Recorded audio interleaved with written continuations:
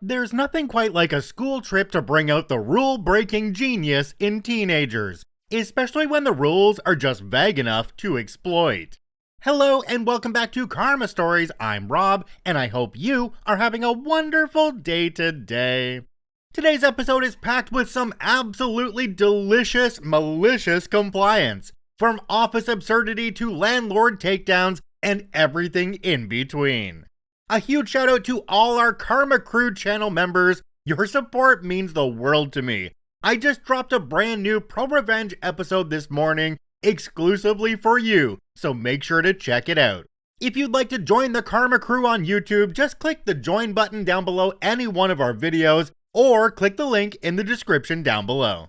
Alright, on to today's stories, let's jump right in. This story comes to us from Week Story 6835. The water park is off limits? Okay.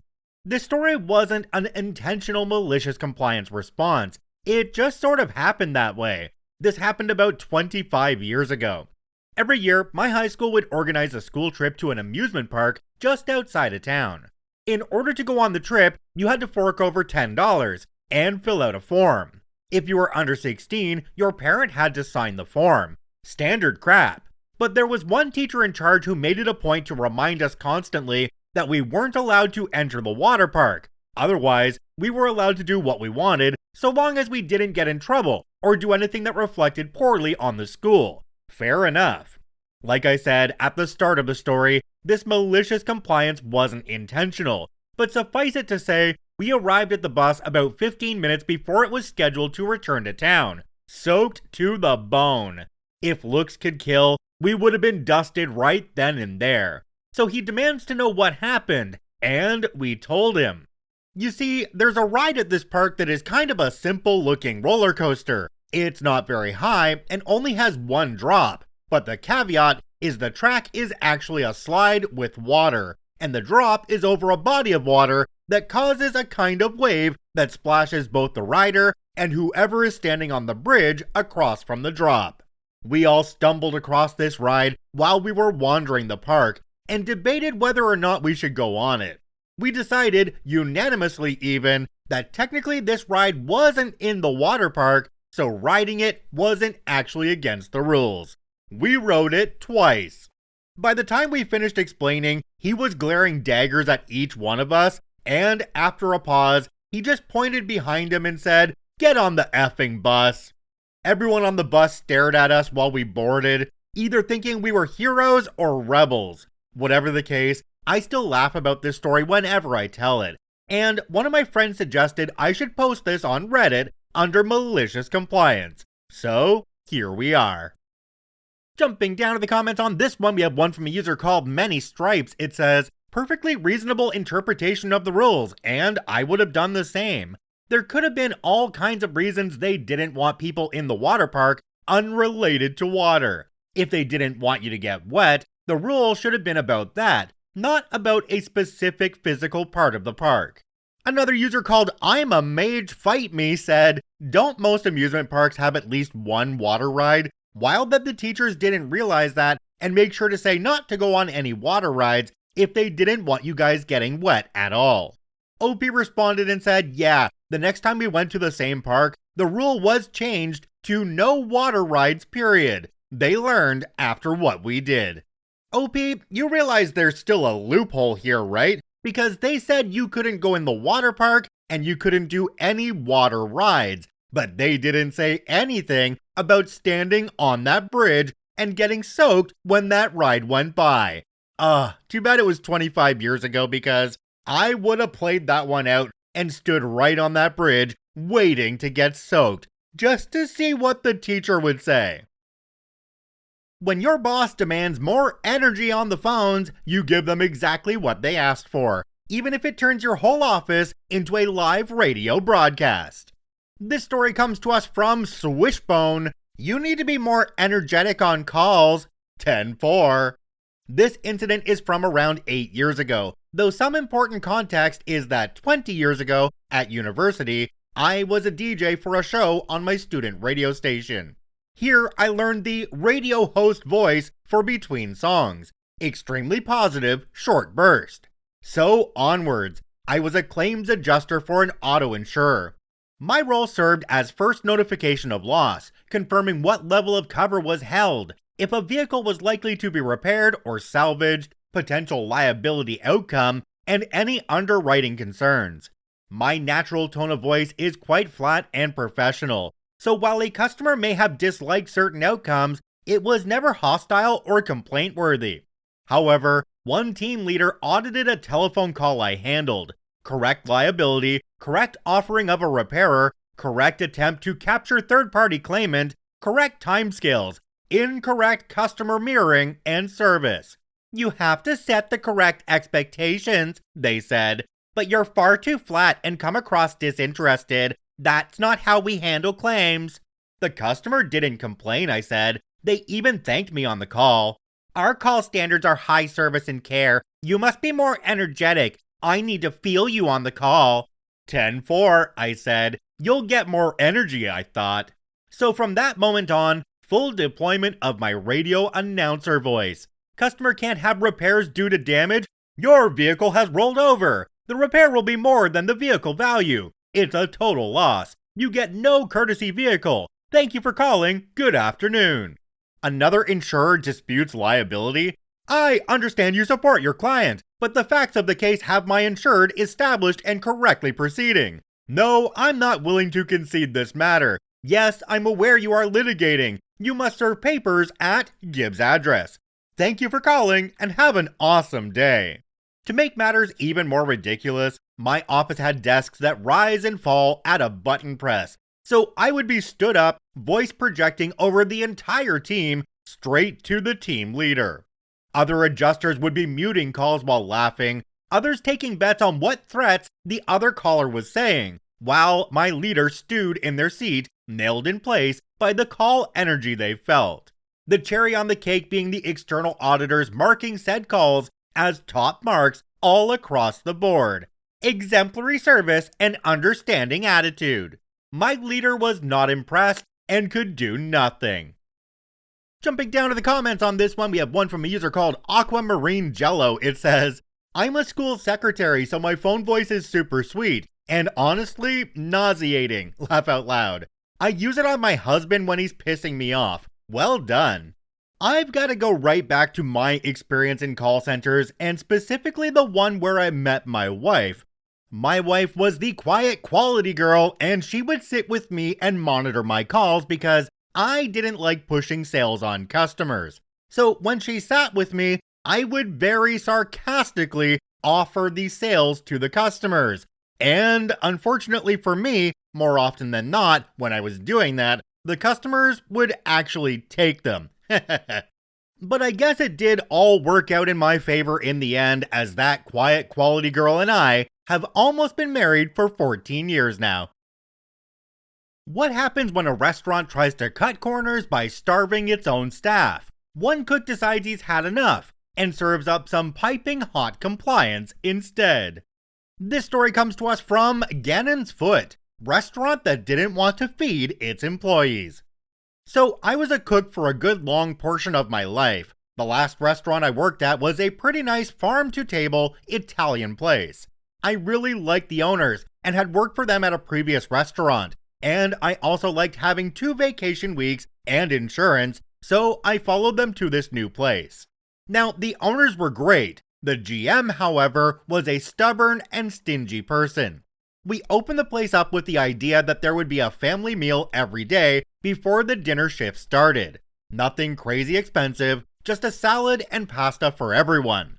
Pretty quickly though, it just turned into pasta. Then eventually into nothing at all, with no replacement meal plan for the employees at all. I understand the need to keep costs down, especially at a new restaurant, but this was getting ridiculous. There were days I'd end up working a double and very angrily eating just a Cliff Bar during the whole work day. I'm serious about the GM being a penny pinching bee though. The most egregious example I have is if any servers or cooks made a mistake, they were expected to purchase their mistake. There was one time I made a pasta dish by mistake and refused to buy it. Mistakes happen, darn it. My assistant GM knew it was gonna be a big deal, so he ended up purchasing it. Eventually, hours started getting cut, and people were being let go. I had been given a couple of split shifts a week. I hated them so much, but needed the money. I was expected to come in and open, work until lunch, leave for a couple hours, and come back for the dinner shift. So after a few weeks of these shifts, it became pretty routine. It allowed me to get lunch either nearby or at home. Except one day, it was unexpectedly busy for lunch. We got really slammed and couldn't really catch up, so they asked me if I could stay and help prep for dinner. Now, me being maliciously compliant said that I planned on having lunch during that time, but I'll stay if they let me have something good. I'm just thinking pasta with meat on it. They said, we can't do that. So I said, I can't stay then. The look on both my bosses' faces said it all. They of course couldn't back down, but I wasn't going to let them walk all over me, especially when I'm just following and expecting to work my scheduled hours. I came back a couple hours later with a full belly and worked a pretty busy dinner shift. My split shifts didn't last too much longer after that. There was one more time when I had an unexpected Thursday night off, but I was asked to come in and wash dishes. Once again, I needed the money, and I'm not above washing dishes, so I said yes. Now, I've done dishes before for my normal pay, and it wasn't a problem. That's what I was expecting, my normal pay. I come back and they ask me to please clock in under the dish button they had just created for me. I asked if the pay was different, and I was told yes, it's a couple dollars less. I nearly walked out. I only stayed because my coworkers would have a much worse day without me there. But I was livid. My assistant GM tried to offer me some food scraps, but I looked at him and refused. Then I remembered that dish employees get a free meal that nobody took advantage of because of the cheap GM. I told my assistant GM I wanted a pork rigatoni pasta dish with peppers in it, and he was completely caught off guard. What? Who's paying for that? He says to me. I merely reply with, dish gets a free meal, and walk away. A few minutes later, I get my lovely pasta dish. I go sit down for a few minutes, savor every bite, and come back to my smiles from my coworkers and my GM not looking at me. The dish button was removed from my clock-in screen after that. Jumping down to the comments on this one, we have one from a user called Dizzy Tangerine 9391. It says, hospitality is hard enough to work in without adding crappy managers on top of that. Well played. OP responded and said, exactly. Things eventually did get better at that restaurant when the GM left. Another commenter down below called Type A with ADHD said, good story. My question is, how can the owners be great when they're willing to allow such a tightwad of a manager who is willing to starve their employees at a restaurant? The owners are not great. They should have ripped the GM a new one about not feeding employees. Oh well. OP responded and said they spent all their time at their other restaurant and left the not so great GM to run this one. They didn't renew her contract after the first year because they saw how unhappy the staff was. Okay, let's make this perfectly clear to all of our viewers and listeners in the USA and in Canada.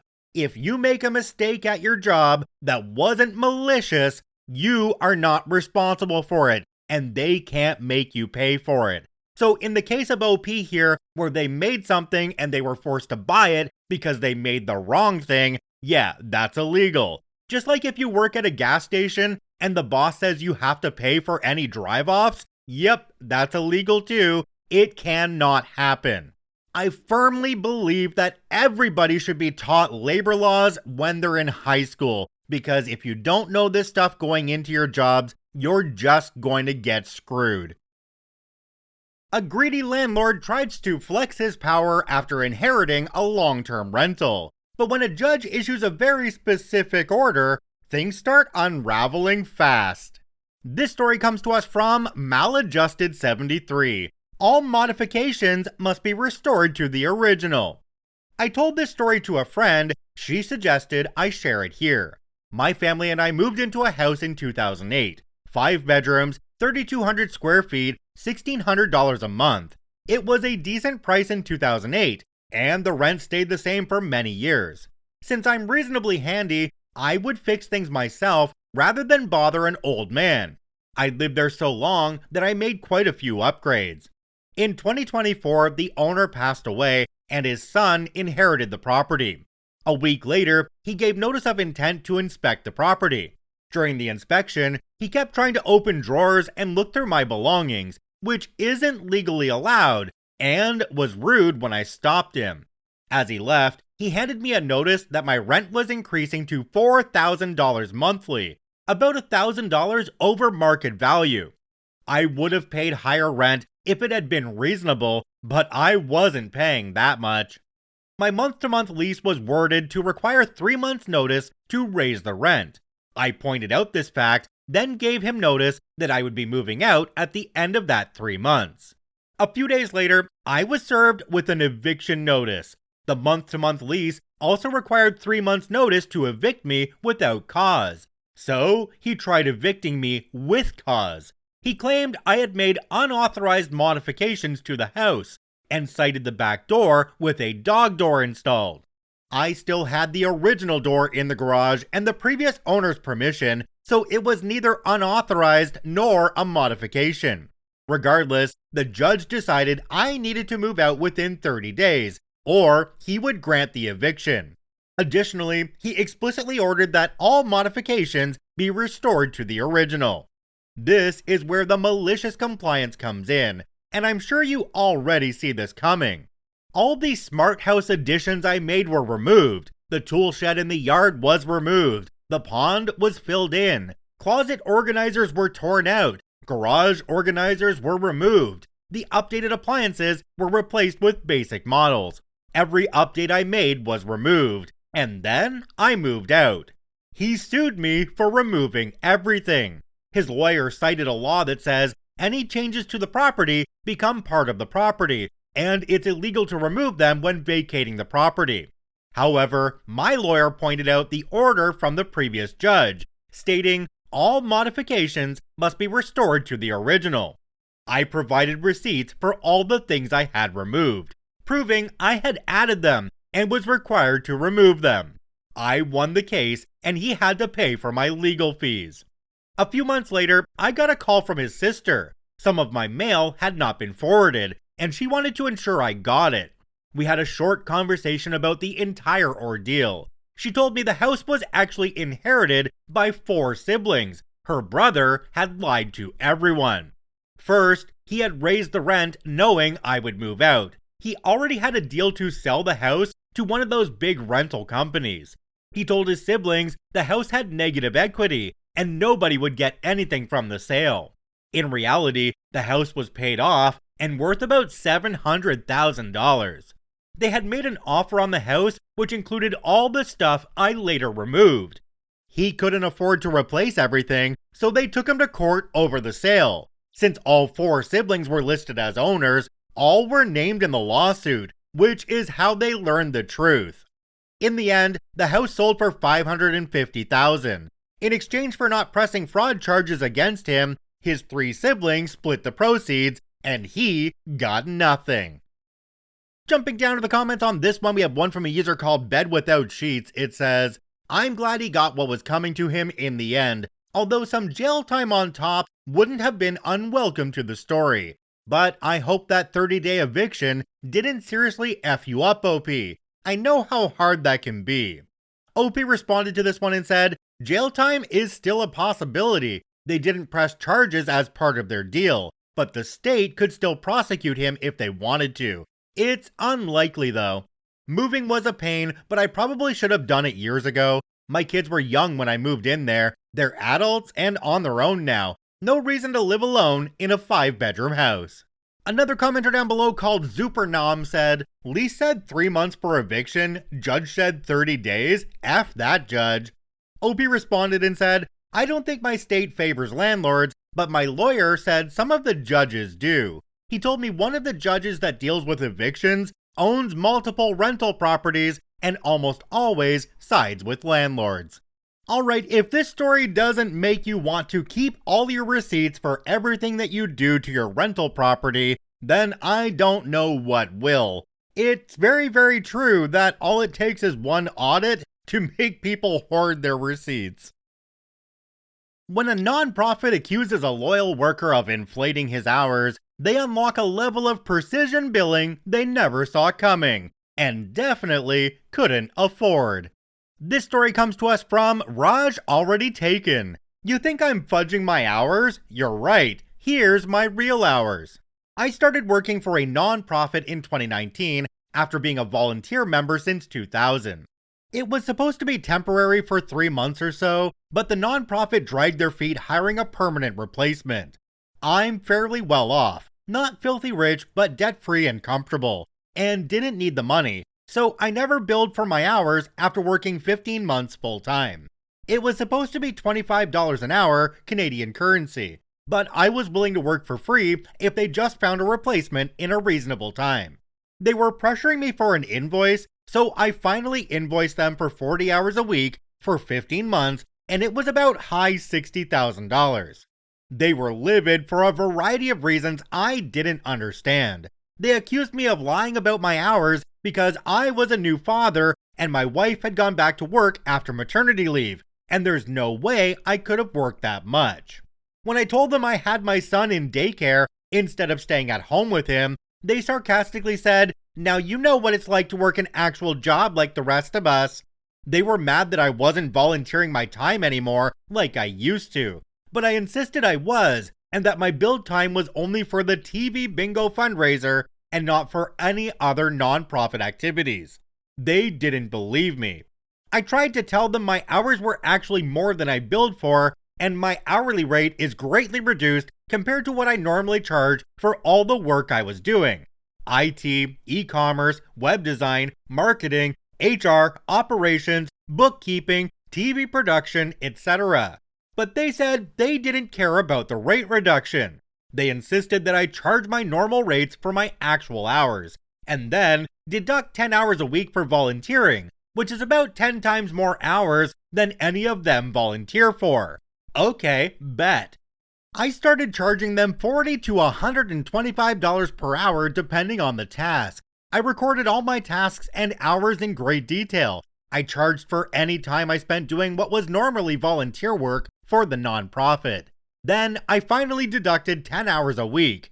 I was billing an average of 50 hours a week after the volunteer hours were deducted.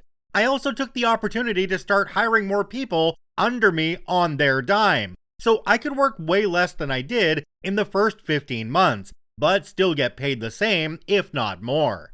They couldn't say anything because it was exactly what they asked for. I was billing $1,000 a week before Malicious Compliance, and then about $3,000 a week after Malicious Compliance, which I started trimming back down closer to $1,000 a week after cutting my own hours. These guys kept doubling down and accusing me of incompetence and fraud over the next year and a half that I continued working, but I didn't care anymore. They turned my passion into a crappy job that I didn't need. So I stayed until all my amazing employees were hopefully set up for success and wrote that nonprofit out of my life for good. I didn't feel any guilt over being paid for my time with them because I had raised more money for them in 30 months, 30 million gross, about 20 million net, than they had raised in the 100 years before then. Jumping down to the comments on this one, there's one from a user called Tamale Impersonator. It says, "Hey OP, I run a nonprofit and would love tips on achieving even a tiny percentage of your fundraising. I'm sorry your old job sucked out your joy. I hope you find it again." I think I can answer this one for OP.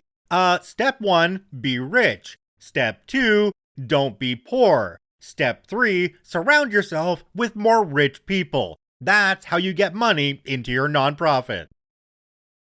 Alright, I think we'll end it here today. If you enjoyed this episode, I encourage you to hit that follow button on your podcasting platform of choice. And if you're on YouTube, please hit that subscribe button and drop a like on the video. It really does help us out. I thank you for watching and listening. I hope you have a wonderful day, and we'll see you tomorrow.